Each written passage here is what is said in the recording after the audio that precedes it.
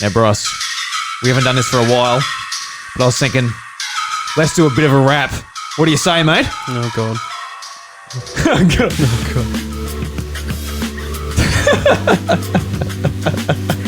God. I was expecting you to start. Oh, I love that. I was just so thrown off by your...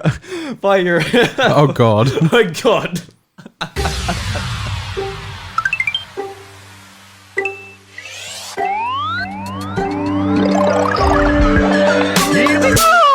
Good day, everybody, and welcome to the House of Mario, the South Australian Nintendo podcast that is backed by a 120 Power Star rating.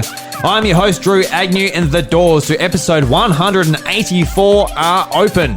This week on the show, I got no idea what we're talking about. Bryce has organised the news for this week, so I've actually got no idea. Bryce, what are we talking about this week? This week, we've got some...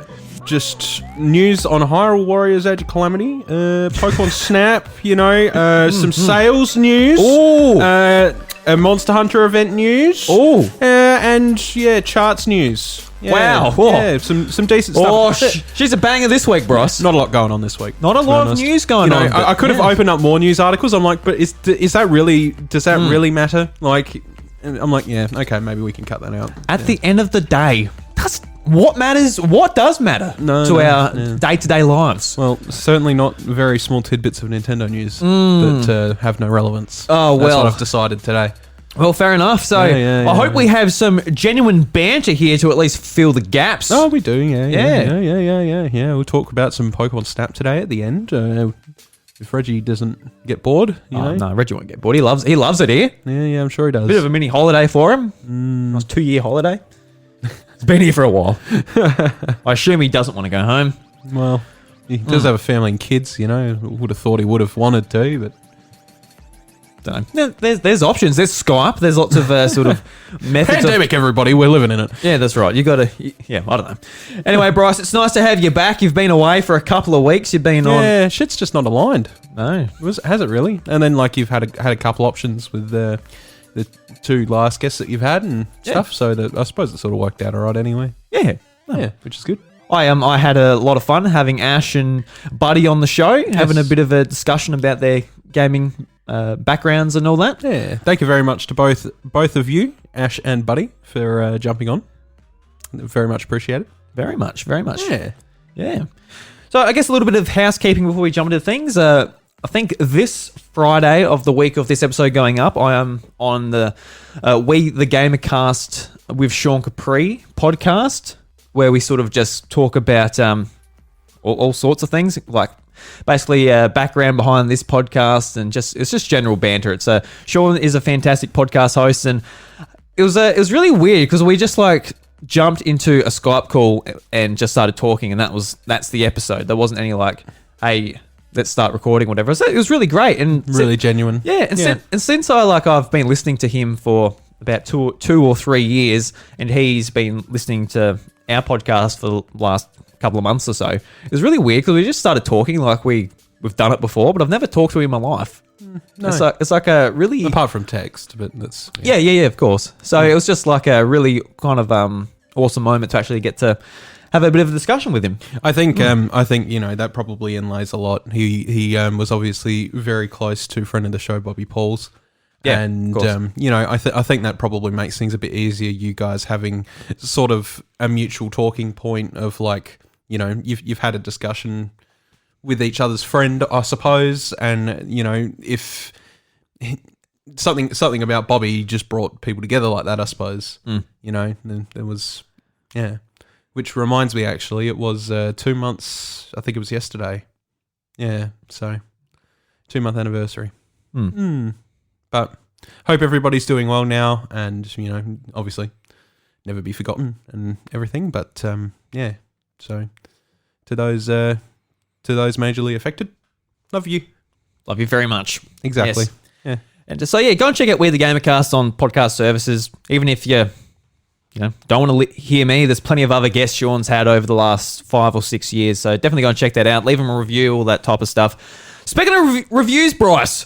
Second week in a row, here we are with a new Apple Podcast review. Oh my God. And oh my holy moly guacamole, it is so exciting. I like guac. Guac's pretty good. I don't mind guac at all. So it's 2 sentences here, Bryce. It's short, but it's to the point. And, that is exactly what this podcast isn't. We're not short or to the point. Yeah, we're definitely not short. No. I'm pretty tall.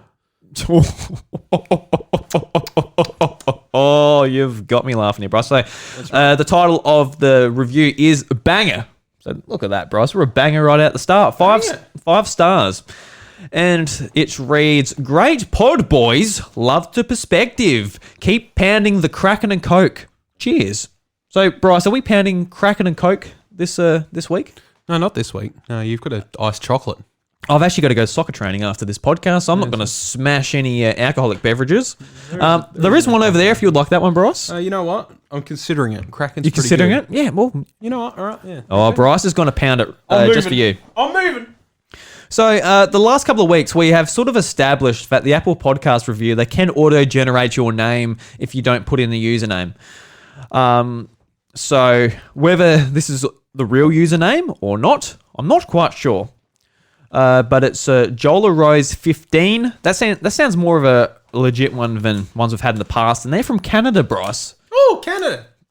Oh, Canada. They're looking after us here at the House Mario. Thank you very much for the review. Thank you, eh? And remember, if you guys out there have not left us an Apple Podcast review, go over there, leave us a review. 5 stars. Definitely helps out the show. Supposedly. I don't know. Maybe it doesn't. I think it does. I mean, at least we can read it and go, oh, that's nice. We're a banger. We're a banger. Yeah, well, there you go. A banger. A banger with a Kraken and Coke. Ooh, now, yep, you pound that Kraken and Coke. Yeah, I'm not going to do that. I'll take it slow today. Yeah, they say keep pounding the Kraken and Coke. Oh, that sounds a bit... I do want to crack it. Yeah, give it a really good crack. Yeah, so yeah, I say we crack Kraken around here. We don't pound Kraken. Well, pounding a Kraken seems more beneficial, taking one less, what do they call it? What's the word for it? I can't remember now. Under the same banner as like Godzilla and stuff, there's like a name.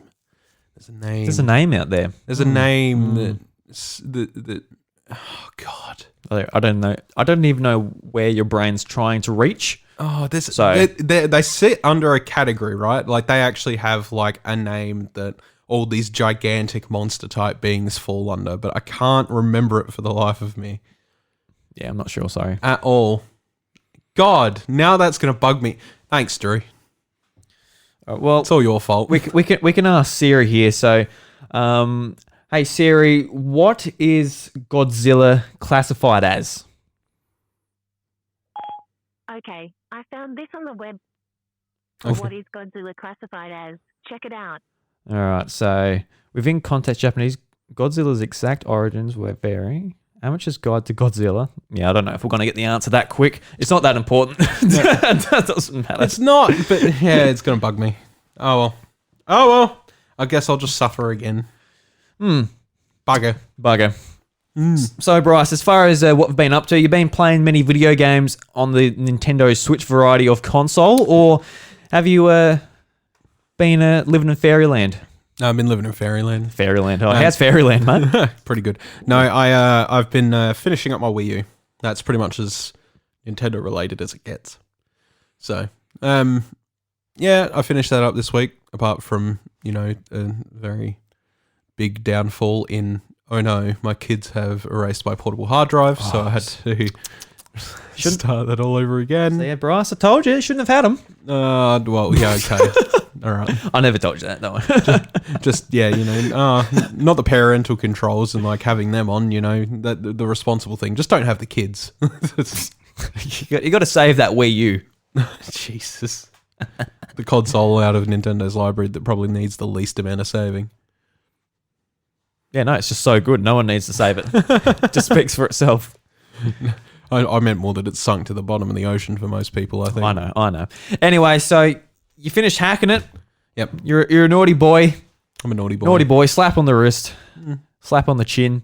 I think it's fun to investigate these things, though. Like, it's definitely like, obviously you should always support developers first and all that stuff, and pirating is a no-no and all that stuff like that. And that's all very important information to know when you are going into doing the hacking. But, it is very important to sort of, I guess, get an understanding of what you're doing when it comes to the thing and what potentials it can open up for you and what it can create. And, it's definitely not something that you jump in with a mindset of like, I'm going to do this and I'm just going to have every game ever.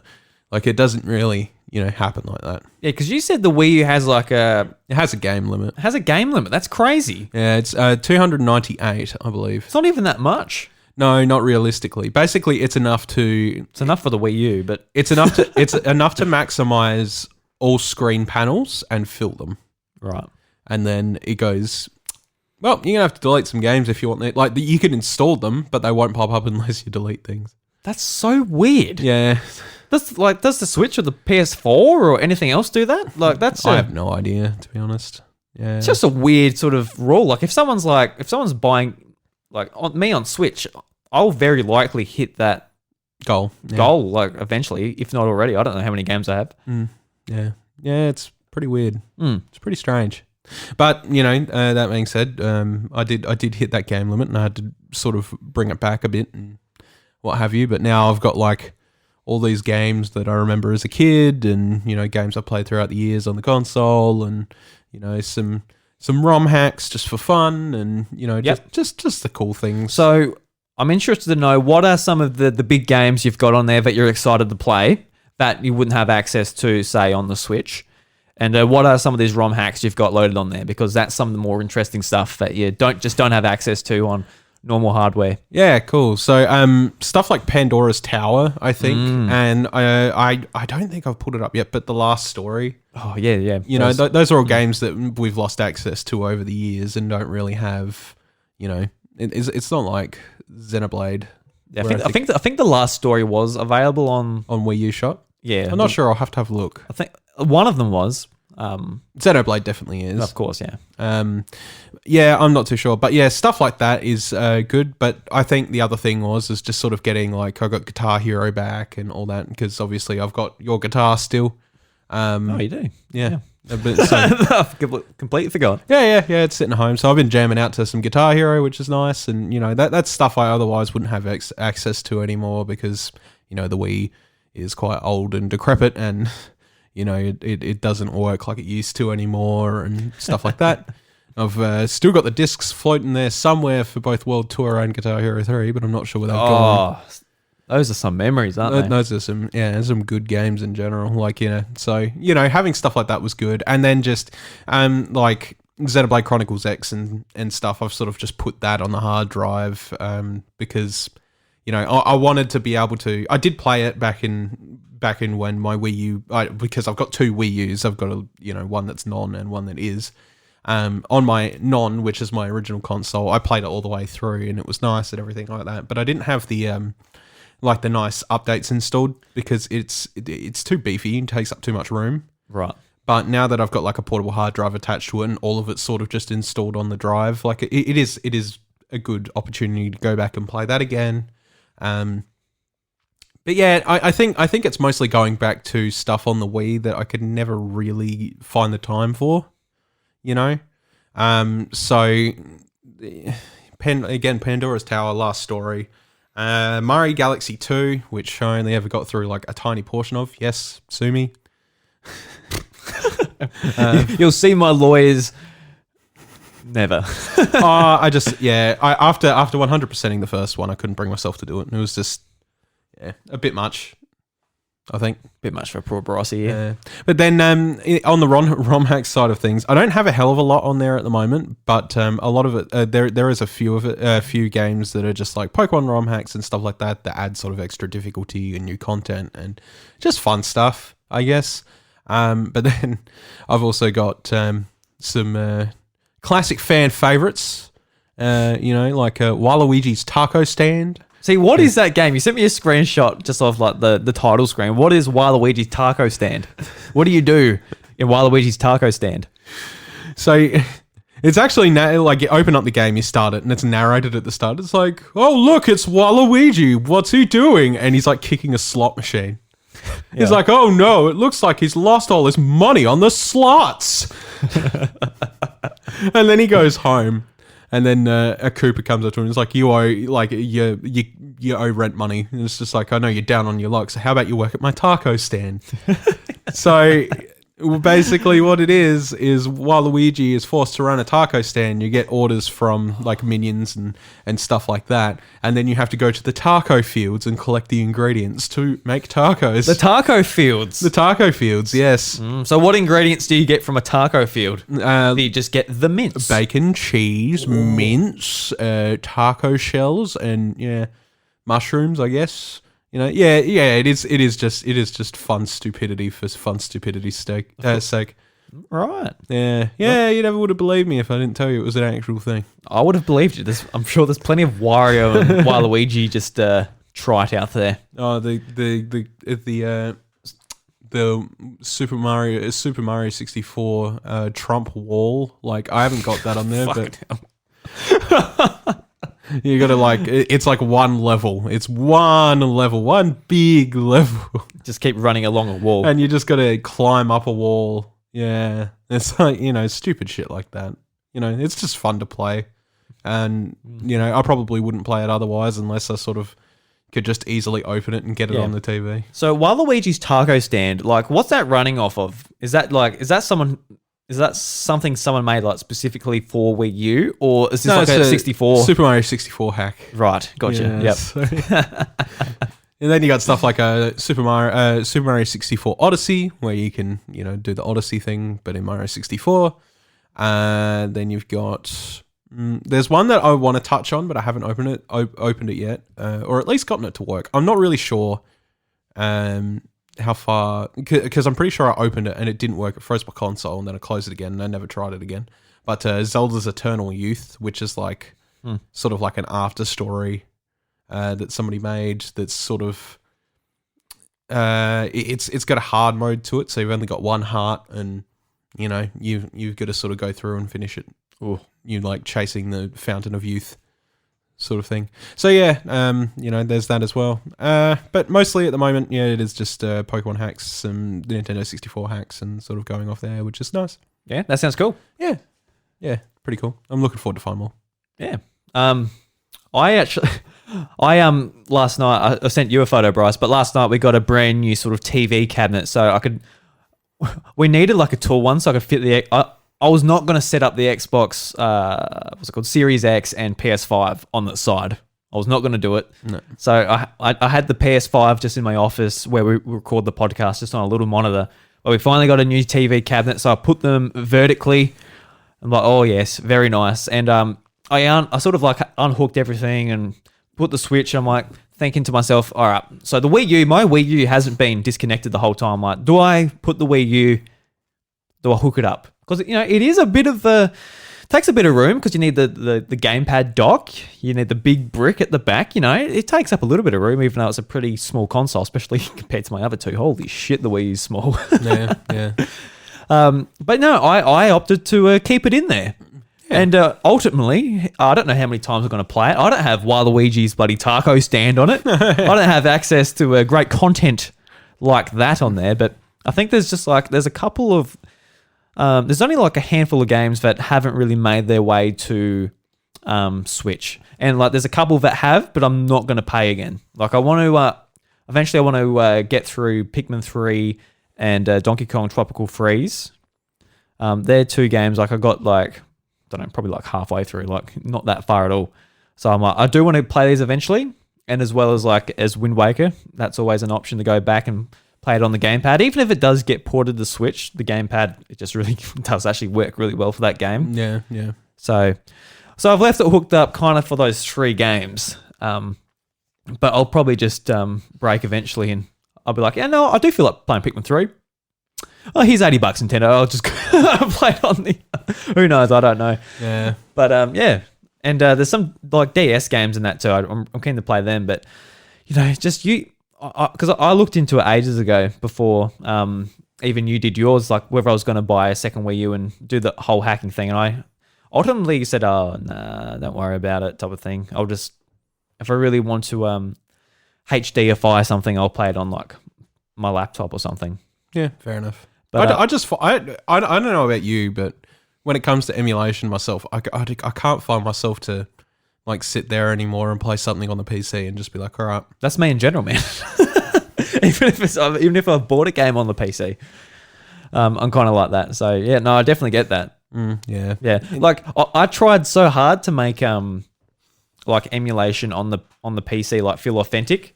Even going to like, you know, using like the GameCube adapter, Nintendo 64 controller adapter, and actually using like the proper controllers on PC. But like at the end of the day, you still have to go and open an emulator, and it just makes you feel a bit dirty.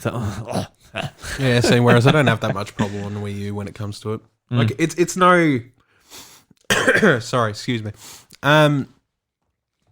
It's no different realistically to being on an emulator for its own sake, I guess. But you know, I like the hardware and how it handles things, and I can sort of just cart it over to the TV, put it on the TV, and you know, it's whatever. I don't think I'll ever hack a Switch, at least until, you know, it's like well and truly gone and there's no games on the shelf anymore or what have you. You know, I think the thing is like, and I said this on Blowing Carts, which plug for Brendan Tam and Zach there. Zach, don't know your last name. Well, I'll just said what come to mind, okay? Yeah, just don't leave me alone. Anyway, so basically, as I said to them on the podcast, you know, it is primarily to go back and play things in a more standardized form on the television. You know, like I could, and everybody else has, you know, played games on emulators before and sat there and played them and what have you. And, you know, as I don't like doing it anymore. Like I've grown out of that, and you know, I tend to really keep up and try to spend the money on the things that I'm going to play, and you know, only because that's fair. You know, developers work hard. You know, it's unfair. Of course. It's unfair to say that they don't, and that the money is not worth XX thing. Yeah, like to be fair, you and I separately have spent thousands on the Wii U, and thousands, yeah, more on the Switch, and like every Nintendo console. You know, we buy plenty of shit. That's exactly right. And the only thing that's stopping me from spending more is the accessibility. Like, you know, those things aren't there anymore, and Virtual Console was the main thing when, you know, the Switch was coming out. It's like, where's the Virtual Console? And yeah, good question. Tough shit. Yeah, that's pretty a good much. question. So, you know, when looking at it from that perspective, it is sort of like I still want to play on Nintendo hardware. So that was my option. Yeah, no, I definitely feel the same way, and that's why I was like, when I was saying about the PC, after you've done yours, I'm like, yeah, maybe I should have dabbled in that, eh? But yeah, that's how I feel anyway. Yeah, you know, trying to think positively about keeping software on where it belongs. Just unfortunately, it is a case of, if you don't let me buy it, Nintendo, how else am I supposed to get it? Seriously, if you put fucking anything on the Wii, the Wii, Jesus, put it on the Wii, on the Switch. If you put anything on the Switch, like, it typically gets bought, you know. So there's rarely an exception to that rule, except maybe Wii U ports. Yeah, because like that I've already owned. What I can think off the top of my head, what I haven't bought from Nintendo, like a full price product, was like Kirby Star Allies. I didn't pick up that one. I got that. Yeah. Yep. I didn't get Pikmin 3 or Donkey Kong Tropical Freeze, but I think I've got every other game they've released. Exactly. Like, you know. Exactly. I will pay for it, Nintendo. Yeah. Like, I want a legitimate option. Like a couple of those were like review codes, but that was like maybe 4 or 5 out of 15. I don't know. But even then, whatever like, it is. Well, yeah, you know, you're working, you're providing something for them codes in exchange. You know, you're reviewing the product, so you are doing your work for the code, no matter what. You are providing something. Yeah. At the end of the day, it's easier just to go and buy it and just enjoy it and Oh, absolutely. not have to do the work on it. Yeah, Yeah, for sure. Because when you're reviewing, you have to get into a different mindset in a few areas. So it is sort of like, I'm enjoying this, but also the logistics of this. You really got to get into the mindset, and then you could be sitting there and you could be writing for up to 5-6 hours. Yeah, it's like when we got a code for Pokemon Sword, you got the code, but I signed it. So, but the rules for that is that we couldn't share anything on social media for 2 days after it released. Even though I bought the game, I still couldn't talk about it. I couldn't even say And everyone else who just went to the shops was like, "Hey, it's fun." I can't even say that. Yeah, that's right. Yeah, because you'd sign the thing. Yeah, whereas I had the code. Oh well. Yeah, it's worth it. Oh yeah, for sure. Yeah. I mean, yeah. Yeah, anyway. Do the bit of work for the code, and that's what matters. Got to get those codes. Got to get that code. I'll give you a code right now. C01. Guess the rest. Oh, fuck you. All right, Bryce, you ready to splurt out some news, mate? Go for it. Ooh. Is that all? Splurt. My friends. My body is still. I keep interrupting Ike. It's really rude of me, but Oh, God, you're a... done it for so He long fights now. for his friends and you're just like... in the middle of it. Splurt. So today, Bryce, I said, you know what, Bryce, I can't be bothered getting together the news. You do it. Yeah. I'm like, you do it. Yeah. Very, very, very nice of you to hand me off the job with the baton there. Baton, yep. The verbal baton. My tongue. Yes. You grabbed my technically. tongue and ran off with it. All right, so this week we've only got a few news stories. It's about 5, right? Because again, as I mentioned earlier, there wasn't a hell of a lot this week that was bearing any huge fruit. No huge fruit at the moment. Little grapes, no watermelons. Yeah, that's exactly right. All right, so first on our list we have Hyrule Warriors Age of Calamity for Nintendo Switch shipped and digital sales exceed 3.7 million copies. So this is from My Nintendo News. Most of the articles are today. They just seem to have the most up-to-date this week. I'm not sure what the go is there. Koei Tecmo, the developer behind Hyrule Warriors Age of Calamity, has announced that the action-packed Legend of Zelda-based Musou game has topped 3.7 million total shipments and downloadable copies. The last sales report that we had from the company was back in November when the game had shipped a total of 3 million units. Hyrule Warriors Age of Calamity is available right now for the Nintendo Switch, blah, blah, blah, blah. The general ending. Yep. So that's great. That's fantastic for them. It actually makes up a huge bulk of their Musou game collaboration sales. Yeah, which is nuts. Yeah, that's huge. And I mean, for good reason, I suppose, because it is Breath of the Wild related and it does add to that story. So whether I still haven't finished it personally yet, I really got to get around to it, but I have not felt like playing a Musou game in so long. And I've got 2 on my plate at the moment. I've got Persona 5 Scramble and this. So I'm like, oh God, damn. I really need to get around to finishing it. But I will eventually. I'm not thinking about it right now. Probably closer to Breath of the Wild when I'm like, I need Zelda hype. That'll probably be when I go and finish it, to be honest with you. Yeah, I'm in a similar boat as that. Yeah. I mean, I've avoided spoilers. There's not many spoilers going out, so that's good. Yeah. Yeah. Very good. Yeah, no, it's just like, because last year there wasn't a whole lot coming out, and just with being a Zelda game, being Breath of the Wild related, it's kind of a no-brainer why it would sell so well. Like, even compared to their other project with Persona 5 Strikers, you said Scrambled. Is it Scrambled in Japan? Scramble in Japan. Yeah. That's right. But even with that project, Scramble isn't, Persona isn't like as big a IP necessarily as Zelda. So No, that's right. So yeah, I think that's where that comes from. So It's definitely more popular these days, but yeah, nowhere near Zelda levels. yeah, kind of not surprising, but very, very good news for the studio. You got something there, Drew? I don't actually. I'm just getting something ready for later on. Okay, fair enough. All right, you do that. All right, so next one up. New Pokemon Snap director says that Nintendo had to be taught a few times about bringing the franchise back to life. So, for some reason, I'm not surprised. Yeah, it took a while, so It took some time. So anyway, new Pokemon Snap is due out soon for the Nintendo Switch system, and it has been a long time coming. UK news publication The Metro has spoken to Haruki Suzaki from Bandai Namco Studios via email due to the pandemic.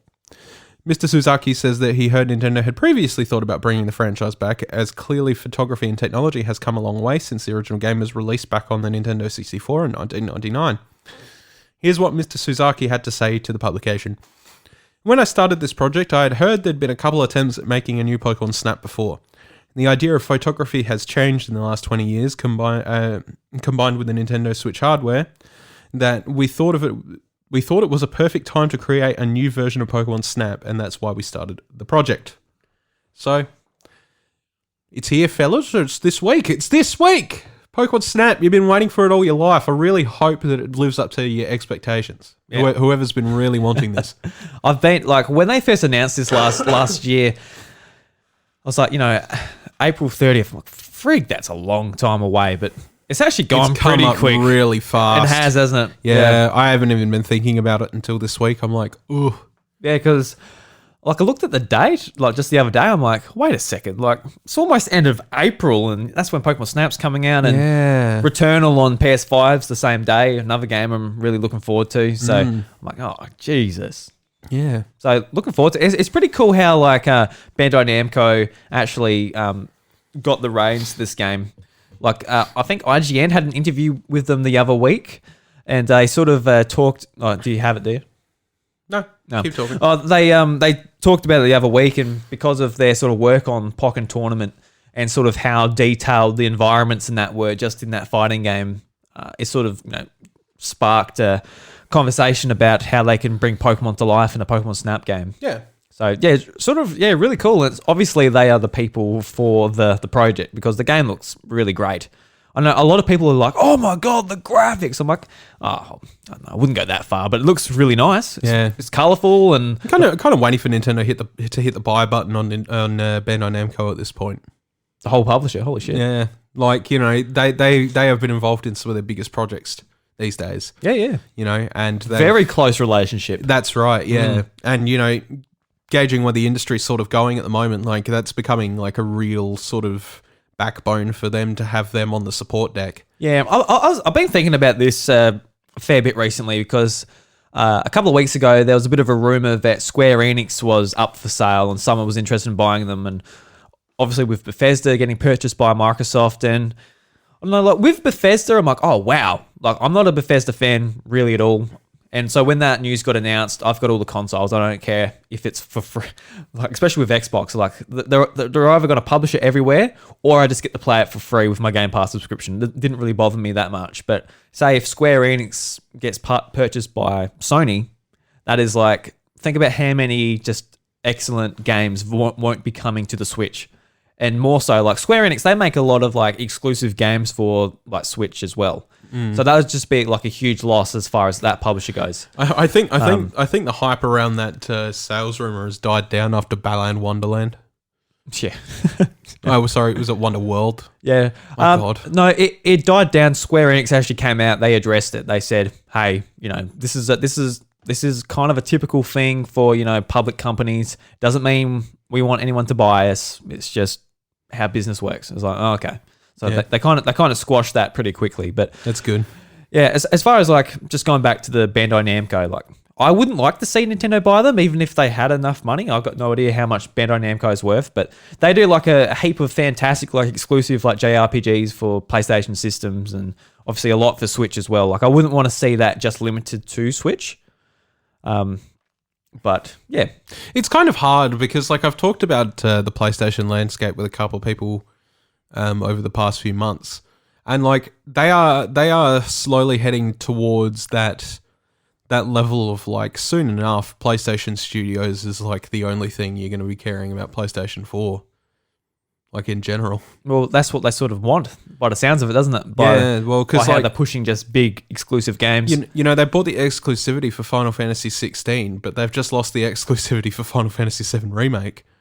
So we'll probably see that on PC soon. I don't know. Like it's really difficult. Like the way they keep going, I think like your exclusives are going to be really boiled down to just like Ratchet and Clank, God of War. You know, if Last of Us, and maybe like if they ever decide to bring back Uncharted in some sort of capacity, like stuff like that. Yeah. But like now, you know, Horizon Zero Dawn, which was a huge PS4 selling point, is now on PC. And then you hear about them losing their exclusivity for certain things constantly. So it's really strange where they're sort of going in terms of marketing. Like, I don't think that PlayStation would buy any company at all at the moment, because they have a weird sense of direction at this point in time where they like want to move into the PC market to compete with Xbox there, so they can also have their own integrated system like Xbox is doing, because that's like dead on what gaming needs. Honestly, is like having a good computer where, you know, the system is completely integrated with your Xbox in the lounge room and then your Xbox One in the bedroom that's like your leftover console from last generation. They really want to integrate the whole home with gaming across multiple platforms. So I feel like that's where PlayStation's also trying to break into that market too, with, you know, having more PlayStation exclusives sort of head over there and stuff like that. And they've seen what happened with Epic Games and their game store, like that blew up. So I think maybe that's what their intentions are at this point, because they keep just letting things go from PlayStation exclusivity.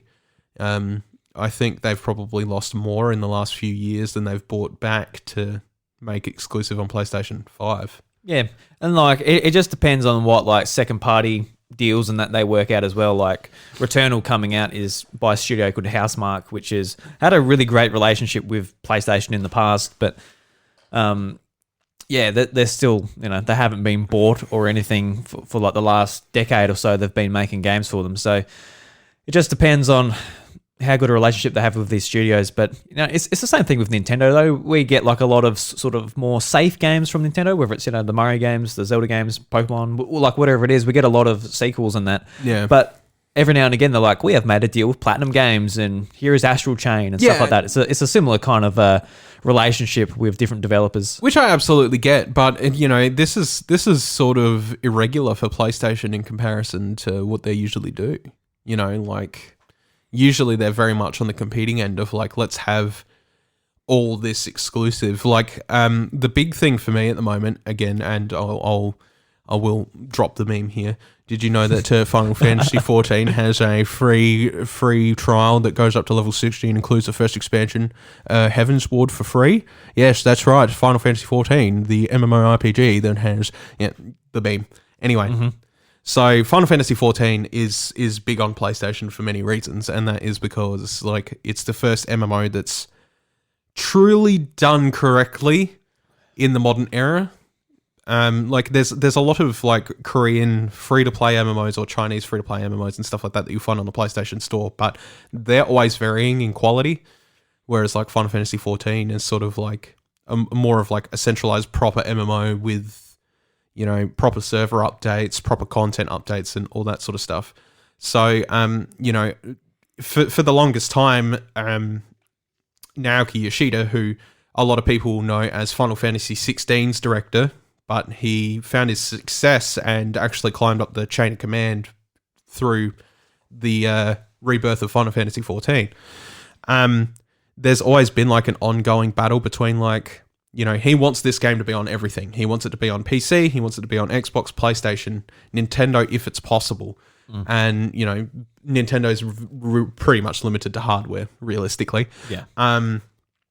But at this point in time, like, he's like him and his team, they're all really looking, and he's been in talks with Phil Spencer and stuff like that. And he's like, I would really like to see it come to Xbox. But the problem they had in the past was Xbox wanted to be like, oh, you know, we want to have an option where you can switch off playing with other players on other platforms and just have Xbox players, which is not realistic for an MMORPG that wants full integrated gameplay. So now that Microsoft has backpedaled on the whole, you have to have gold to play like off-server games, so Fortnite, Rocket League, Apex Legends. And again, Final Fantasy 14 comes under that category. It makes me feel like they're setting up so that they don't have problems, so that maybe they can have Final Fantasy 14 on Xbox, because they've been in that talk for some time now. So it is really strange, because then, for the last 7 years, that game has been on PlayStation 3, 4, and PC. And now all of a sudden, they dropped PlayStation 3 support in the first 2 years. So it was just PS4. Now it's going to be maybe PC, Xbox One, Xbox Series S and X, PS4 and PS5. But we won't find out that news till next month. But that would be another game where it's like, a lot of people play that on PlayStation, but now they're not restricted.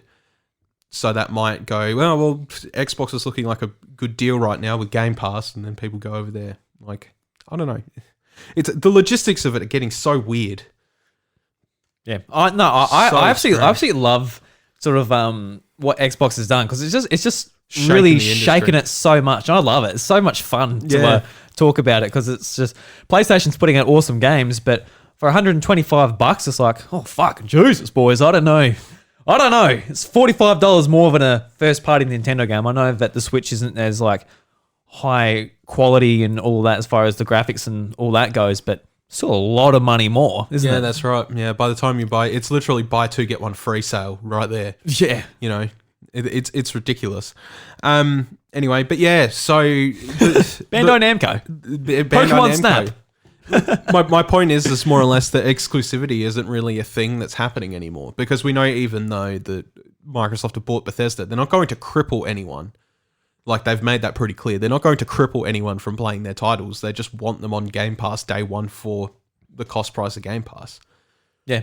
They've seen how well a subscription service works with Netflix, I think, and that's why they've sort of come to this conclusion with Game Pass.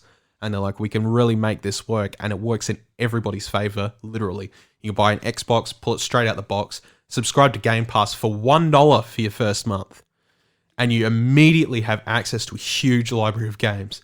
Like, that's pretty big, realistically. You get access to MLB The Show 21, PlayStation Studios game. That you had to pay full price for. Yeah. Which is on nuts. PlayStation. Like, I was interested in playing that, actually. I just it's just finished downloading on my Xbox Series X. I'm like, yeah, why not? It's free. Because on Game Pass, they got like NBA, FIFA. They got like all the sports games. Yeah. It's nuts. Yep. Including a PlayStation game. I'm waiting. It will be very telling for me next month when I hear when Final Fantasy news comes up, if that's what's happening there. Because I'm going to be like, well, this pretty much cements it for me. And not the DLCs in Game Pass. Yeah. It's like, something like that. Like, same what they're doing with Destiny. All the DLC just goes to Game Pass. Exactly. I'm like, crazy. I'm like, if that's the case, then, I'm not going to be buying a PS5 for some time until it's got a library. Yeah. Actually, we're sort of on this Game Pass discussion, Bryce. I know, like, the news sort of the speculation was out a few weeks ago that, Phil Spencer had one of his videos and there was a Nintendo Switch in the background, and a lot of people were like, oh, what does this mean? He likes a Nintendo Switch. Who knows? Does there have to be hidden context to everything? He just likes the Switch, man. Yeah, I think I was thinking about it, and I sort of came to the conclusion was, it's another port or something. Like, a lot of people saying, Game Pass is coming to Switch, or something big. I'm like, I don't know about that, but who knows? Yeah, who would know? The Game Pass coming to Switch thing rumor has been around for so long. It's not funny. Yeah, and like Nintendo does not want Game Pass on the Switch. I mean, they sort of have their own version of Game Pass, but it's dedicated solely to retro games. It is really strange. Like, now that it has fleshed itself out a little bit more, if you're really into the old school era of NES and SNES, like, it's actually a pretty good market at the moment, realistically. Like, when it first began, it was kind of like, guys, like, this is pathetic. But now that library is grown for the, like, $5 a month or whatever you're paying, it's not bad, right? Now that it's actually fleshed itself out. Mind you, that still doesn't mean, Nintendo, that I don't want more consoles hitting that system. I want Nintendo 64 and GameCube soon, please. Soon. Anyway, we'll move on from it. We've talked about it way too much. Talked about a lot of stuff in that Pokemon Snap. We did, yeah. That's awesome. Yeah, except for Pokemon Snap. So Nintendo Switch is now the 6th best-selling console of all time in Japan. That's some pretty big news. But on Nintendo Switch, If you view the Famitsu hardware charts, which are published on a Thursday, you'll know that the Nintendo Switch has been a runaway success in Japan. The Switch family of systems is always the best-selling hardware in the weekly Famitsu sales chart since release. The Switch is currently the 6th best-selling system of all time in the land of the rising sun, and should surpass Sony's PSP and PlayStation 2 very soon. It still has a way to go to beat the Game Boy and the Nintendo DS, though. Of course. Check out the best-selling video game systems of all time in Japan below. So, at the top of the charts, let's play a guessing game. At the top of the charts, who's at the top of the charts? PS2. No. DS? Yes. Okay. Correct. Yep. Who's second? PS2. No. 3DS? No way. Oh, Bryce, you threw me into a loop. Game Boy. Game Boy. Oh. Yep. Third. Game Boy Advance? I was waiting for you to say PS2 again. I was about to smack you on the head. No. No. Oh, can I just look? You're on the right path. Portable. 3DS? Yes. Oh, and 3DS and then fourth. Game Boy Advance. PS2. Oh, come on. So, right.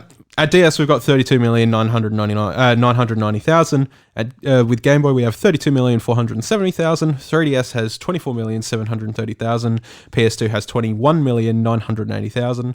PSP has 19,690,000. And that is just above the Switch, and the Switch is at 19,410,000. So it won't be long before it overtakes the PSP. Interesting that the Wii isn't on there. It is. It's a bit strange, isn't it? Yeah. Yeah.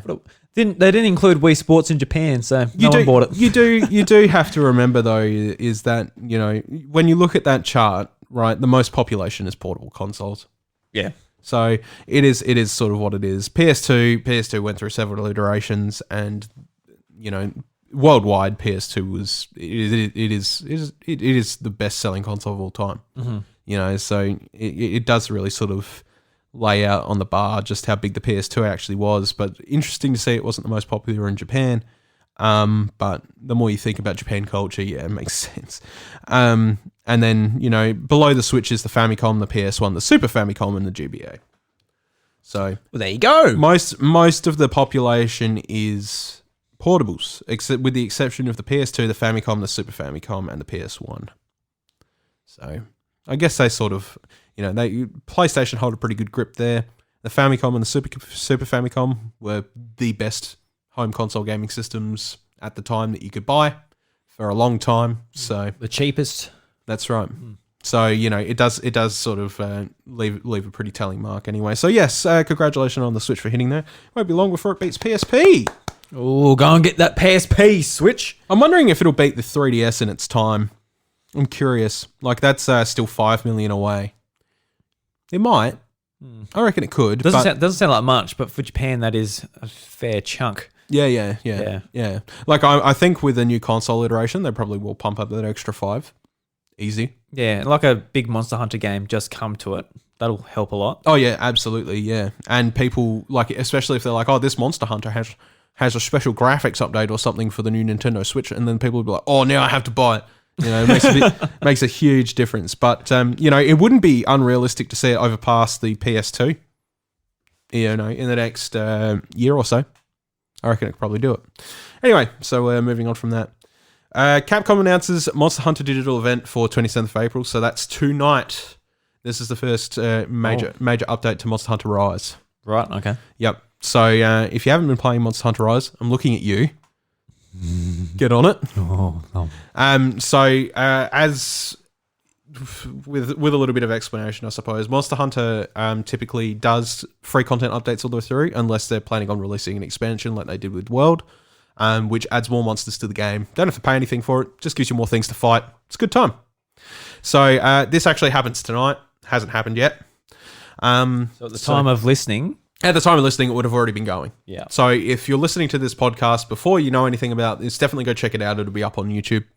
So Capcom has announced that a Monster Hunter Digital event will be happening on Tuesday, 27th of April. This event will focus on the 2 Nintendo Switch titles from the company, Monster Hunter Rise and Monster Hunter Stories 2.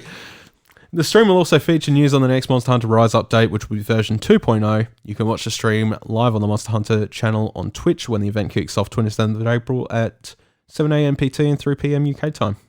So, things to expect just from basically what I know and what could possibly be more. Judging by their roadmap, basically what's going to happen is when they update, they'll probably be out. There's 2 guaranteed monsters that are known about, which is the Elder Dragon Chameleos and Apex Rathalos, which Apex monsters are pretty difficult content. Rathalos in Rise is already pretty hard, so it's going to be quite interesting to see how Rathalos goes in this. And Chameleos is an Elder Dragon, so he's guaranteed to have some sort of difficulty to him. As for anything else, you'll probably get more gesture packs and stuff like that going up on the eShop. And you will also probably have 5 more additional monsters, whether they be variants or just sort of filler monsters as well. Sort of hit the update. God, I can't get over this cough today. Sorry, ladies and gentlemen, I've been sick for a week. Sick for a week. I'm getting over it now, but every now and then it's just like, you get that tickle in the back of your throat. So yeah, that will be live by the time you hear this anyway. So if you're interested, there'll be trailers. Go check it out. And if you haven't played Monster Hunter Rise, do get on it. It's really good. It's the best Monster Hunter for beginning Monster Hunter players. Yes, sir. Yes, play it. I'm gonna bug you. So we have another charts news here. Just thought this was pretty interesting. UK charts, 5 Nintendo Switch games are in the top 10 once again. That's nuts. That's pretty big. So, considering there has been a lot sort of coming out recently, it's a real surprise that it sort of happened. Every week, the UK's GFK releases a top 10 chart for the region's top-selling video games. The latest charts have been released for the week ending to April 24th, and there's yet more good news for Nintendo. They've been seeing a lot of their Switch games on the charts, and sometimes half of the games that made it on the charts for that week are just Nintendo's. This week is no exception. Nintendo has 5 games on the charts, and 3 of them are in the top 5. Super Mario 3D World plus Bowser's Fury managed to make it to number 3, the highest to do so. Ring Fit Adventure, which managed to be the only Nintendo game this week in this week's charts to improve its position on the charts, is the lowest at 9. Here's the chart data. So, in the last week, the top is Nier Replicant, which, that come out last week, and following the Automata hype that's happened over the last few years, it's not a surprise to see that up the top because... you were a big fan of it, so are you going to go and check this one out too? Oh, absolutely, yeah, I'll get to it. Not quite yet, but I'm going to get to it eventually. I know that's a game that's not going to drop in price anytime soon, so I'll just pick it up when, I set it at my New Year's convenience. Automata didn't drop in price for so long. FIFA 21 is at second. At third is Super Mario 3D World plus Bowser's Fury. Then Animal Crossing New Horizons. Then Mario Kart 8 Deluxe. Then Minecraft on the Switch. Just Minecraft Switch? Yes. Minecraft Switch. That's weird how it's broken up like that. Okay, yep. Grand Theft Auto 5. Which I wish that game would die, honestly. It's been... Oh my God. It's hitting a 3rd generation of consoles, people. Please don't give them a reason to do it again. Oh my God. Football Manager 2021, Ring Fit Adventure, and Cyberpunk 2077, which is now selling because it's actually getting updated and is slowly getting better. Thank God. But, oh my God, I'm so mad to see Grand Theft Auto 5 in there. Honestly. I can't believe that they're re-releasing it again. You're not used to it at this point, though? They've been there for years and years. I just cannot get over the fact... Yeah, because people are buying it because they're getting... They're hitting the age gaps and people are like, oh, let's play Grand Theft Auto multiplayer. I'm like, yeah, that sounds great, but... they're re-releasing it again on modern consoles. It hit the end of a generation, PlayStation 3 and all that. Then it went to the next generation. They re-released it then with some, updates to it, I guess. And now they're re-releasing it again. This game has been in circulation for 10 years plus. That is ridiculous. ridiculous. Do you guys not want to see Grand Theft Auto 6 or something? Stop buying it. Yeah. Anyway, They will keep riding that cloth and not make a new Grand Theft Auto as long as you keep buying Grand Theft Auto 5. Who could blame them? I don't know. If they keep selling it, it's a bit like Mario Kart 8. You know, that just keeps selling. It's like, why make another Mario Kart? Unless they got some awesome idea, which is like, we got to make this, guys. See, They're going to keep selling that. Red Dead fans are responsible though. Like, it's same company, but Red Dead fans are responsible. Sure, we've had to wait a while for a sequel, but we got one, and we're not sitting there, you know, just constantly harping the fact that the game exists and has online multiplayer. We want a Red Dead 3 eventually. Hell, we want an Undead Nightmare that they're not going to do, which is a fucking fervent shame, but you know, like, we're waiting for things to happen. Something about Rockstar is really just, they're really just fans of grubbing the money in the last decade. It's a shame because, like, they had such a great repertoire for, like, Grand Theft Auto and Red Dead Redemption and, you know, like, the updates that they had to them. They had a huge library of games. I've never seen them release so little in a decade since, you know, I've lived through as long as they've been developing, nearly 3 decades. And I reckon they've released more, probably about double or triple the amount of titles that they had in the 2 decades before this one. Yeah. I mean, like, the scope of these last 2 games has just been massive. So that'll be the reason why. And they can obviously just sit on Grand Theft Auto 5 without actually having to do too much work to get out another one straight away. So the only thing I can really think of, though, is like the old internet meme video called Fires and Missiles, and I can just think when they're talking about the French, it's like, then the French get involved, and it's like, Fires and Missiles, but I'm tired. Oh, well, then we'll have a nap. But then Fires and Missiles! Like, you know, fucking, oh my God. They hit it out the park with Red Dead, and Red Dead was fantastic. I don't know how much of their development team is, like, split up for Grand Theft Auto and, like, other titles, but you know, I would like to safely assume that they basically took all the team from Grand Theft Auto and put it into Red Dead so they could, like, make a really polished game, because it's a fantastic game. But they re-releasing Grand Theft Auto constantly is absolutely killing me. It's grinding your gears. Oh, just make a new Grand Theft Auto, please. Just do something. Jesus. But, like, this one being, like, the UK charts, it's just, it's so sort of positive to see that Nintendo is actually, like, their games are so evergreen. Like, they're just selling week on week, and they're sort of up there with games like Minecraft, GTA, FIFA. Like, there's always the mainstays that just never get out of the charts, whether it's US, Australian, or the UK. So it's just nuts to see, especially like Ring Fit Adventure. Who knew when they announced that was going to be a sort of a steady seller in the top 10? Like, in the top 10. Yeah, it's because it's such an easy way to get some fitness in, especially during the pandemic. Of course, yeah, the pandemic helped it a lot because, like, oh shit, I can't go to the gym. Do I go and get a DVD? No, they're a bit boring. Oh, here's this interactive sort of method, and that's also something apart from, like, Zumba and that, which is also available on Switch, but that is kind of your options on the PlayStation and Xbox side of things. Like, there's, like, you know, third-party games, but there's nothing quite like Ring Fit Adventure, which is a bit more cartoony and a bit more involved with, you know, the RPG elements and stuff. Yeah. Anyway, Ross. All right. I think it's time to move into Red Coin recommendations. Red Coin recommendations. All right, Ross. So do you have anything fired up? Because I've got some here. Oh, my God. Yeah, I see them all here, right? You know, ooh, all of them. I'm already picking one that I'm going to talk about because I looked at the name just now and I laughed. I had to look. I knew exactly what you were going to bring up. That was the exact same one I brought up too. So far away, my friend. All right. So here on the new releases list, we have Turnip Boy commits tax evasion.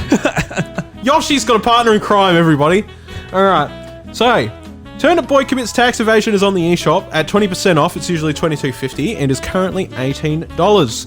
Play as an adorable yet troublemaking turnip, avoiding paying taxes, solve plantastic puzzles, and take on massive beasts in a journey to tear down a corrupt vegetable government. Take control of an adorable turnip who happens to be an absolute menace to society after failing to pay taxes and getting evicted from your home. You must go on an epic quest to pay back your massive debt to Mayor Onion. garden tools to solve plantastic... wow, okay. Garden tools to solve plantastic puzzles, meet eccentric vegetables and fruits, and take on treacherous fights. Along the journey...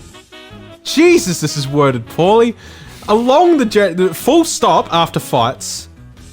Along the journey to uncover what's spoiling this garden community and rise to tear down the corrupt vegetable government. And it is one player only by Graffiti Games. Yeah, so I actually saw this a couple of weeks ago, and I heard the name of what the hell, but the game actually looks really good. It looks fun. It actually looks like a lot of fun. It reminds me of Minish Cap right off the bat. Yeah, like just that sort of style. What do you mean, what? You committed tax evasion! Oh, sorry. Bloody hell. Wanted for tax evasion, Turnip Boy, $1 reward. Yeah, no, it actually looks good. I kind of want to buy this. Yeah, I was definitely thinking about it. Oh, God. That's beautiful. I love it. All right, so I've got a random one up here because there's not a whole lot that sort of stood out to me this week apart from Turnip Boy. But usually we do click on these. We're like, hey, that actually looks pretty good. And then it turns in, I've actually bought some of the games after reading. I'm like, oh, I actually might get that. So I've got here World Splitter. It's $30 on the Australian eShop. And the description reads, World Splitter is a 2D puzzle platformer challenging you with multi-dimensional puzzles. You'll travel through wonderful and fantastic worlds that are beautifully animated and full of tricky challenges. The game features a unique gameplay mechanic, a combination of jump and run elements and logical thinking puzzles. Each level consists of 2 parallel worlds separated by the dimension rift. The character can move freely through the rift and interact only with the visible parts of both worlds. You have to master the rift and make it pave your way through the worlds. Now, Ross, let's have a look at the screenshots here. So that's an interesting little mechanic. It sounds kind of similar to what like Guacamelee 1 used, where you actually use one of the triggers to go back between the light and the dark world. Yeah. Interact with like different elements of the world too. So that sounds pretty cool. That was a fun part of that game. So this game could be fun. Just looking at it, it doesn't really like shout $30 to me necessarily. Just like looking at the descriptions, it's very like blocky and kind of. Yeah, it depends on the length, I think. Yeah, and even if it is long though, you don't really want. Yeah, but a long game. You know what I mean? I guess, but like if depending on the length will depend on how much they're willing to get into, you know, the absolute cracks of the mechanic, I guess. You know, like they could explore heaps of different things across many levels, and using that mechanic to its absolute best. Or they could have a short experience and the mechanic's not as explored as it could be, you know, which is like sort of the differentiating thing. Yeah, for sure. Like, yeah, so I would be keen to give that a go. But probably not for $30. That's a sale. Bit of a wish list. Turnip Boy commits tax evasion, however. Yeah. So the thing about that is as well, like $18. That's like a very. It's a good it's a good point to be like, yeah, here's $18. But when it gets to 30 plus, that's when I go. Mm. Yeah, because at the end of the day, that is half a full price Nintendo game. Which is what I own the console for. You know. So that's published by Bumble 3, anyone who's interested. And last of all, I got no idea what this game is, but I also chose this one because of its name. It's called Later Alligator. And Later Alligator, you explore Alligator, New York City, play dozens of mini games, solve a big mystery, and save a little alligator named Pat. Pat? So, hey, you, the hard-boiled reptile I can definitely see holding this game. Oh, Jesus Christ. That just shouted me out here. You're the perfect person to help Pat the alligator uncover the secret behind the mysterious event his family's planning for him in the heart of Alligator, New York City. And that's the description. So, yeah, I guess, cool. So let's have a look at some screenshots then, if that's what they want to tell us. So we got an alligator here with a notepad. It says whom, Pat, and the event. A bit of a checklist there. It's a bit of a point and click looking section. I'll say that's the thing with the descriptions. You got to tell us what your game is. I've got no idea. Like I've got to help Pat, all right, but how do I help Pat? Am I using the sticks, the touch screen? Like, what's going on? What's Alligator's got to do with it? What's going on? Like, what's going on? What's going on? What's Alligator's got to do with it? Is this a platformer or a point and click or just a visual novel? Am I just sitting back for the experience and taking in the story? Who would know, mate? Who would know? It's making it very hard to discern, isn't it? So I don't really know, ladies and gentlemen. Oh, there's a bit of a slide puzzle here. So I take away from the screenshots that it's a point and click sort of game with like different mini games and stuff in it. It did mention the mini games at the start, so it's just a bunch of mini games where you interact with the Alligator family. Cool. All right. So that's $22.99 Australian, Yeah. and it's published by Pillow Fight on the Nintendo eShop. Cool. Go and check it out. If that makes you go, God, I need some Alligator themed mini games, go over and buy it with your own money. You goddamn fiends. Oh. So Bryce, do you have any more recommendations, or is that it, my friend? I reckon that's it for now. I reckon we can go to the rec room. Oh, let's go to the rec room. Wow. That's Sakurai. We don't want to disturb him today, do we? Oh, God, where's my button? Hitting all the doors and the phone here. I don't know what's going on. There we Panel go. must Hi, hate you. Nintendo fans. Reggie here. Thank you for your never-ending support, for giving me a mushroom kingdom full of incredible memories that I will never forget. Ever.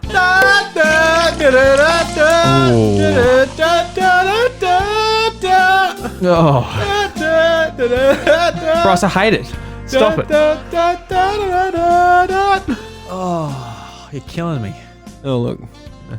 See, look, I've got to hear it through my headphones like everyone else does, and I understand. I think we just lost at least 5 people there. Yeah, sorry, fellas. We only have 10 people listening to this podcast as well, so there's 50% of them gone. Oh, well, there you go. There you go. Clap, clap, clap, clap. Hooray.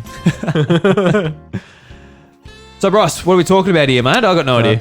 So, Pokemon Snap's out this week, Drew. It is, apparently. So, Time's gone quick. I want to have a quick discussion on that, but also sort of looking ahead to the future, just like briefly, and seeing what we've got on the horizon. Obviously, there is Mario Golf, and Skyward Sword, but E3 is sort of coming up in a couple of months as well. So it'd be nice to sort of see what sort of is. Yeah, I know I'm rubbing my hands together too. You just can't see it.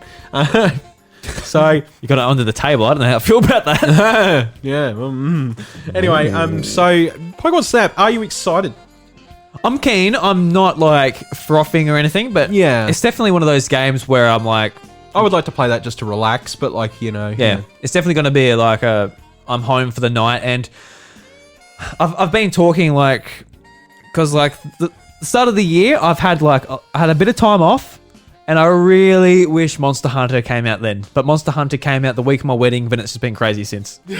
So it was a bit unfortunate, but with Pokemon Snap, it's going to be a pretty simple thing. Like, you're going to turn it on, they're going to say, hey, welcome to the Lentil region. Hey, go on this little bike and take some photos. And that is pretty much what you're doing. Yeah, And, absolutely. And you'll just replay the same level again and again, and there's split paths. So there's lots of sort of potential for exploration there and just experimenting, throwing the, forgot what the fruit was, but I'm just going to call it an apple. No, just apples, yeah. Because they called them something else in this new one, but I don't know. Who cares? They're apples. Yeah. I mean, I played a lot of Pokemon Snap as a kid. I played a lot of it, so I'm excited for it. But I think the thing is like, not that it's outdated. I guess anything can be translated into the modern era, and I'm pretty sure this will be. But like, it's an experience I've had, so it's like I know what to expect. I'm not going to be like, oh my god, oh my god, if I throw an apple at this bush, it makes a Sabubu pop out or some shit. Like, Sabubu. Whoa. Yeah, just shit like that, that's stuff I expect from Snap anyway. Because, there's no mysticism to it anymore. Like, everything is sort of like... Well, allegedly, you haven't played it yet. I haven't, but, like, from the prospect of, like, I know I have to do these things in order to get special things to happen. So, whereas, like, when you're a kid and you're just like, ha, ha, ha, ha, I could throw apples at everything. What? I knocked a Charmander into a volcano. And then he came as a fucking Charizard and you're like, oh my god. My god, he skipped an evolution. He That's skipped mad. a whole evolution. No, what actually happened, that Charmander fell and died and Charizard just came out. I hate to tell you. He can't double evolve at the same time. That's not going to happen. Yeah, you can't warp Digivolve. Yeah, and there's no warp Digivolving going on. But yeah, it is just that, like, I know what to expect going into it and what I'll need to achieve in order to get specific Pokemon or what have you. Obviously, I won't know the absolute specifics of what to do, but I know that I'll just have to keep throwing apples at shit and, you know. God. I'm trying not to cough. Don't cough, man. Don't cough. If you need a cough, I can turn you off. Oh, no, don't do that. I want to be live. Anyway. He's a robot, everyone. I'll just turn him off. There I go.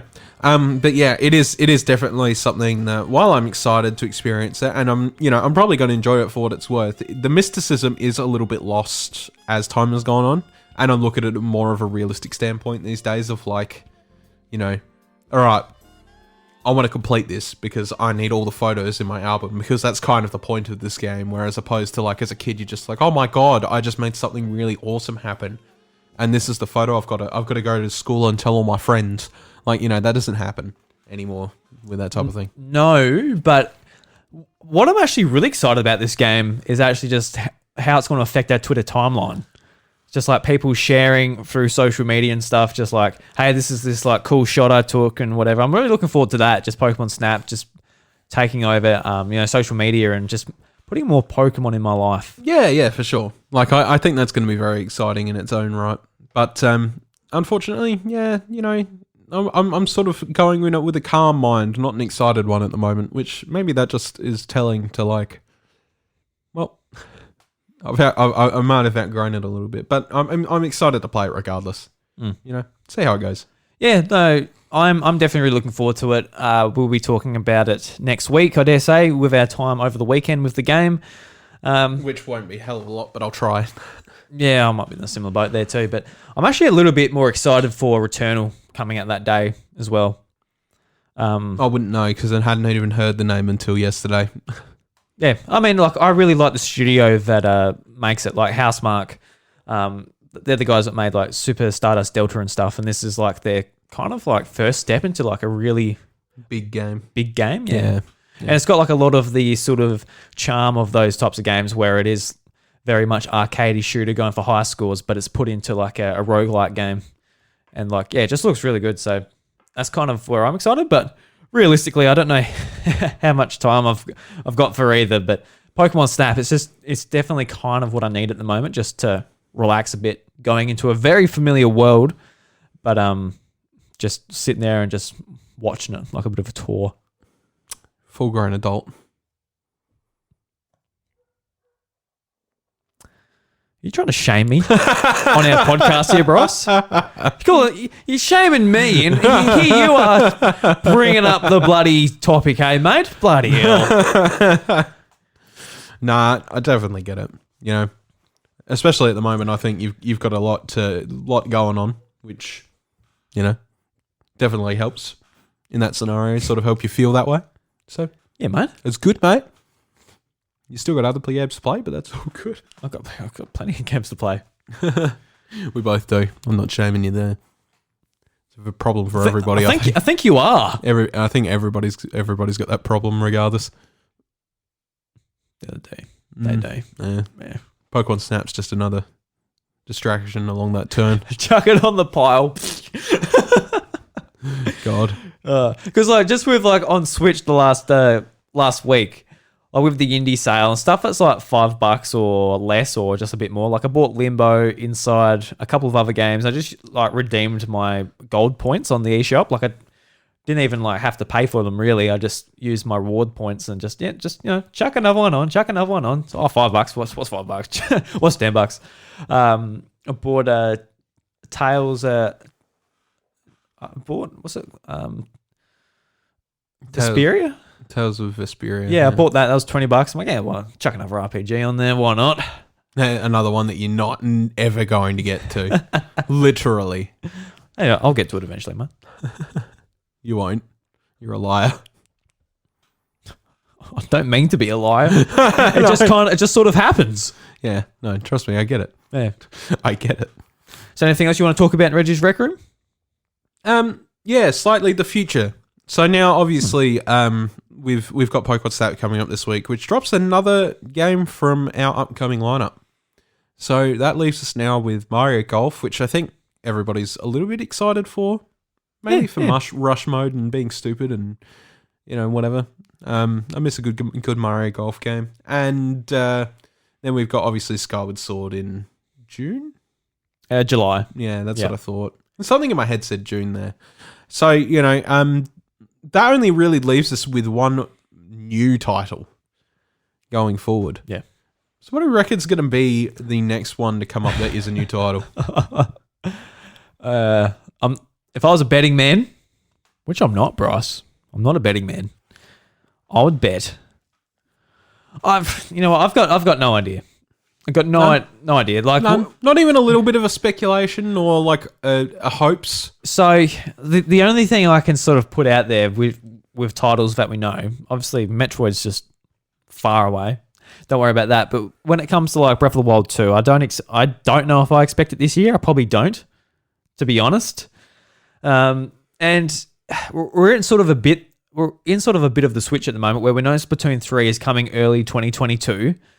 And like a few of the other games with sequels we would be expecting, whether it's say a sequel to Mario Odyssey or the next 3D Mario game, with a 3D what's it called? A 3D World out this year, the port. I don't really expect the 3D Mario out this year either. I think they sort of planned it out enough where they wouldn't, like, they obviously waited a long time to release that game, probably far away enough from another 3D Mario game. So I don't know if I expect it this year either. So really, I don't know. I don't know if we're going to get something like a bit more traditional or what you expect. Obviously, we're getting the Pokemon Diamond and Pearl remakes in November, and we're getting Pokemon Legends Arceus early next year as well. So some of these bigger games are coming out, early 2022. But I think we might get like the one big Nintendo game, but I'm not sure what that is. It's going to be something.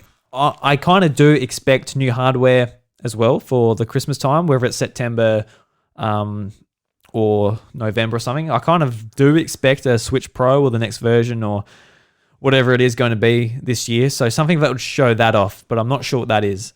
There was also rumors about new Fire Emblem remakes as well, the remakes of the GameCube game as well. So I could probably see that alongside. Yeah, got no idea. Do you have any sort of ideas of what that big game might be, sort of leading up to Christmas time? And if there is a brand new Switch model, what could sort of be put out along with that? Because honestly, I don't see anything that could even be thought about putting out outside with a new model apart from Breath of the Wild 2. I mean, I feel like they got to put out something, and like E3 rumors and leaks they're already out there. So, like, for example, there was the somebody had put out like a promotional image for like online tournaments that apparently they'll have during E3. So it was Splatoon 3. God, I can't get rid of it. Splatoon 3 test fire competition, Smash, and then there was something else. Can't remember what the third one was. Was that one of those pieces of paper, just like someone's like, "Oh, I've got the leaks," and someone just wrote them down and took a photo of it? Yeah, it was from somebody that's like considered a pretty legitimate person to leak. So, and that's believable enough. But that's like sort of the only thing that's come out of any leaking yet. But no, it is kind of difficult to determine. But I just don't think Pokemon's going to be enough for this year. So like with E3 coming up, I think it's like that. There's rumors about Nintendo sort of continuing the Mario anniversary slightly. Putting out more product or whatever. But they killed him. He's dead. He's dead. He can't put more out. Well, I don't know. There's some things floating around about it anyway. And the Pokemon games definitely aren't enough this year. Like, just for what they are, they're just like remakes of Diamond and Pearl, just sort of tile to tile in my opinion, a less favorable art style than the original games. So I don't know. I mean, I think they're fine. It's just different, I think people complain about them way more than they should. Like it is kind of strange, yeah. But at the end of the day, you're getting a 1-to-1 remake. It's whatever. But yeah, and then Zelda's going to take up majority of E3 probably. For obvious reasons, we didn't really see that happen for Mario with his 35th, but that's mainly because we're in a pandemic. So, a bit unfortunate, but we'll see what happens with Zelda if that sort of happens there. I want to expect Breath of the Wild to be Breath of the Wild 2 to be the game that pushes the next hardware.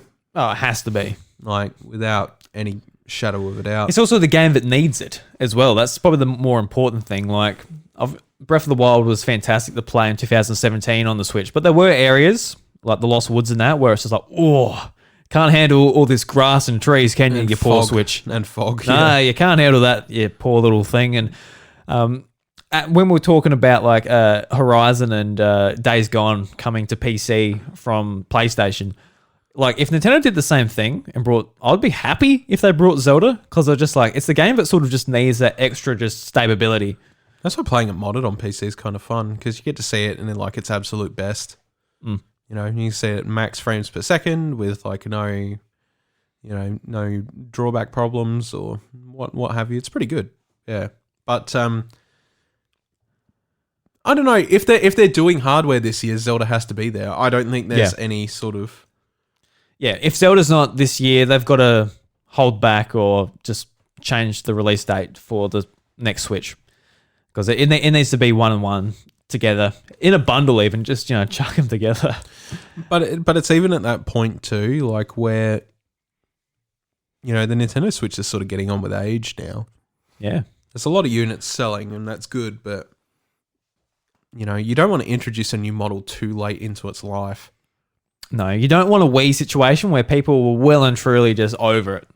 Like even Nintendo fans, even us, it was just like, all right, we're still turning it on for Smash, but it's on the side all the time, and it's got GameCube controllers in all 4 ports all the time, and that is what we're using it for. But you don't want to get to that point. Like I always thought, like in 2010, the Wii U should have came out then, just without the gamepad. Yeah. So yeah, even though the Switch is really successful, like even Furukawa's gone on sort of record saying that they can't just rest by the laurels. They need to keep going, even though that they're really successful. They can't just go, all right, cool, we're good. Yeah, that's right. Yeah, they can't do that. So it is sort of at that point now where, that hardware's going to come out, and Zelda has to be that thing that sells it, I think. Yeah. And they also said in their sort of latest financial report that they've got like a massive amount of unannounced software that will be coming out in the next 12 months or so. And so that's kind of hard to believe at the moment. Just like we're in sort of like, not a drought, but it's pretty quiet. And going forward, we got a Wii port and a new golf game from Camelot. It's like, okay. Yeah. I mean, I'm going to enjoy the golf game, and God forbid I might play a bit of Skyward Sword. I don't know. If I have to, I don't know, bros. Yeah, I'm kind of that way on the wayside with Skyward Sword at the moment too. I haven't even picked up Link's Awakening. Like, that release skipped past me. I'm just like, all right, I'll pick it up at some point. Still haven't picked it up. So, I'm sort of like that with Skyward Sword. I'm like, do I really want to? Still $80. Do I really want to put myself through that again? Like, I don't know, man. Yeah, I don't know. Anyway, we'll keep talking about it as E3 approaches, and we'll have some speculation episodes and stuff like that. It's always a bit of fun to wonder what's going to happen at Nintendo's Directs, especially since we missed out last year. It's not going to be as much of a speculation episode this year though, because we're just going to be both shrugging, going, I don't know, fuck. Yeah, it's a little bit like that this week, where it's just like, I don't know. Jesus Christ, yeah, like what happened? There was huge Nintendo boom for like the last few years, and now all of a sudden it's just like. Yeah, because before it was like, I really want Smash Brothers, and I would love to see a new Zelda game, and what if they, do a Zelda HD collection and all this stuff? And we've kind of like got a lot of it now, like Animal Crossing's here. Look, we got a Luigi's Mansion, Mario Kart, Smash Brothers, a couple of Pokemon games. It's kind of they've kind of laid it all out for us, and even with another sequel to Splatoon, and we're sort of pretty content. I'm very content. Yeah. I'm not like, where is my games? I'm like, I've got too many games, Nintendo. Stop selling them to me, you bastards. Come on. Dead on. Let me breathe a bit, even though you did all last year, and that didn't help me at all. Nope. No. Didn't help anybody. No. I mean, we're always talking about the next game, but then we look at our backlogs and go, Jesus fucking Christ. Oh, well, it happens. It happens. It happens. Yeah. All right, Bryce, do you want to talk about anything else, or shall we end the show? Yeah, I think that's a good ending point. Yeah. You're going to get going to soccer at like 6:30, don't you? Yeah, about then. Yeah. So, stretch my legs a bit and I'll be off. Yeah, that's right, mate. Yeah. So, Bryce, thank you very much for joining me. Of course. Thank you for organising the show, says Drew. Yes, thank you. How was it, my friend? Was it, you got a few web pages up? Oh, Got it done in about 5 minutes. I was just like, all right, yep, that's it. I know what I'm talking about. Because you just went on the one website. Well, yeah, no, I went on to a couple, but I'm just like, Vooks hasn't got a lot of updates. And like, my Nintendo does. And like, what else has updates? Not a lot. All right, I'll just pick a few from this. Cool. Buddy, on holidays, eh? Yeah, well, you can't always be up to date with the news. That's just sort of how it is. Yeah, Monday was a public holiday here in Australia. That's right, yeah. You know, you're going to think about these things. It's sort of like, all right.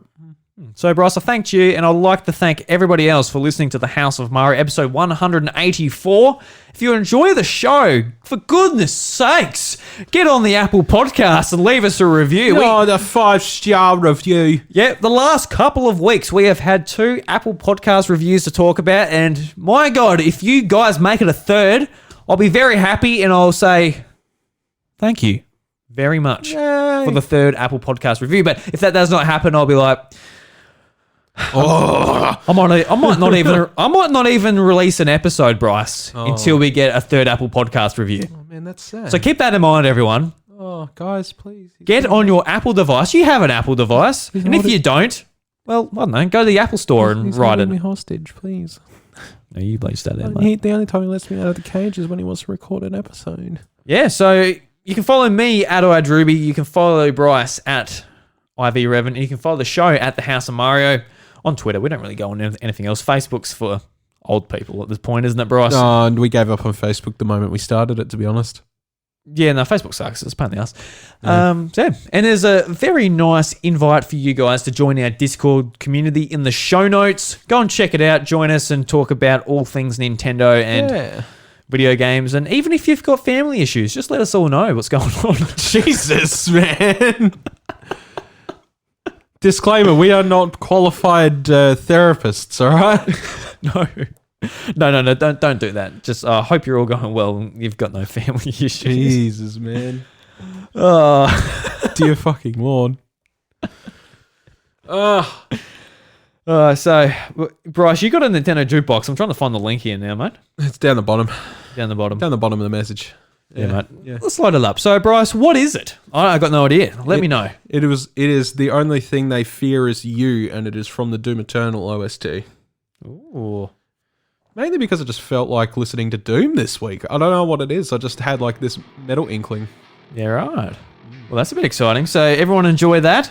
There's a link to it in the show notes if you want to go and check it out. And until next week, the doors to the House of Mario are closed.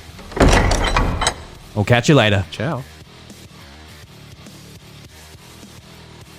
What was that, Bryce? Bryce, are you trying to say something, mate? I can't hear you. No? Oh, see you, mate. Fuck you.